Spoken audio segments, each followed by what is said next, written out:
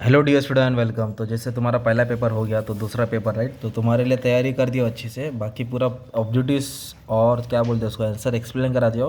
तो दो तीन आंसर बचा तो वो भी करा देता हूँ। Restructuring strategies, okay. रीस्ट्रक्चर का मतलब होता है जो बिजनेस है ना उसको रीस्ट्रक्चर कर रहे, चेंज कर रहे, ऑर्गेनाइज कर रहे, ऐड कर रहे, लेस कर रहे। तो बिजनेस में क्या चीज़ नया लेके आ रहे हैं, तो एक होता है मर्जर्स। तो मर्जर और टेक ओवर में क्या होता है, मर्जर मतलब दो अलग अलग कंपनी ज्वाइन होती है, okay. When two different company join, a merger refers to combination of two or more company into one. दो कंपनी ज्वाइन होकर एक नई कंपनी बनती है ना। They involve absorption or consolidation, मतलब एक कंपनी दूसरे को खरीदती है या दोनों एक साथ मिलकर नया कंपनी बनाती है। तो ये मर्जर का फॉर्म हो गया। तुम लोग इतना एग्जाम्पल डाल सकते हैं। हॉरिजॉन्टल मर्जर क्या दिया, engage in same line of business, मतलब दोनों का बिजनेस सेम है और दोनों ज्वाइंट हो गए हैं। वर्टिकल मतलब engage in different stage of production, अलग अलग प्रोडक्शन में। जैसे कि बाइक की कंपनी टायर के साथ मर्ज हो गई तो बाइक का कंपनी बाइक ही बना रहा है, टायर अलग से खरीद रहा है।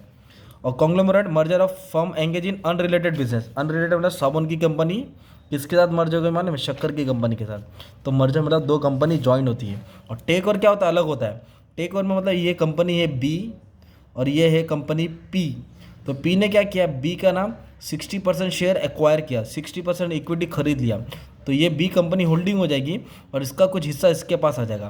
तो इसको बोलते हैं टेक ओवर, राइट। तो it generally involve acquisition of a block of equity capital, मतलब इक्विटी खरीद लेना which help the acquire to take control of affair to take over firm. इसमें क्या था, मोर देन 50% होल्डिंग होती है। इसमें 50% से ज़्यादा होल्डिंग हो जाएगी ना तो आपने उसको एक्वायर किया, खरीद लिया, राइट।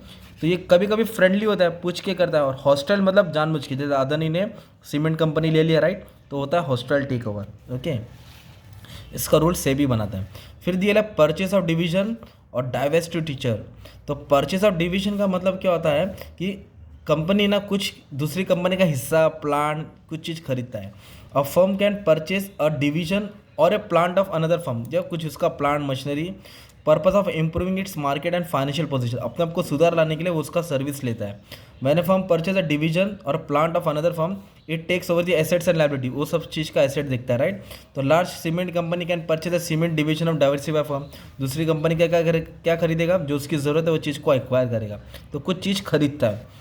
और डाइवेस्टी क्या दे रहा है, डाइवेस्टिचर क्या मतलब क्या होता है, डिस इन्वेस्टमेंट बोल सकते हैं।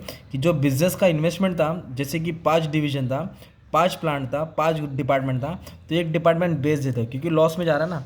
जैसे कॉलेज है, आर्ट्स, साइंस, कॉमर्स, लॉ, तो आर्ट्स का सेक्शन नहीं चला तो उन्होंने आर्ट्स को बंद कर दिया। तो a divestiture involve the sale of division, sale मतलब बेचना है ना।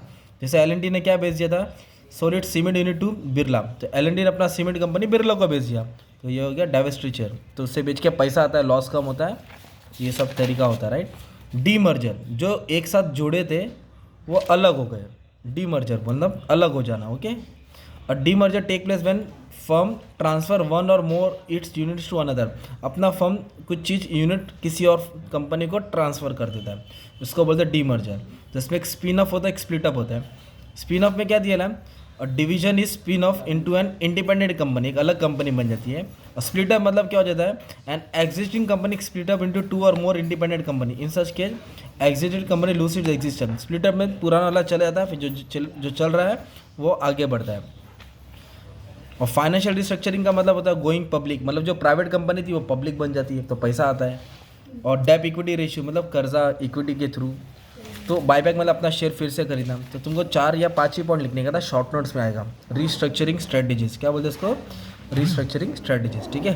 Thank you very much.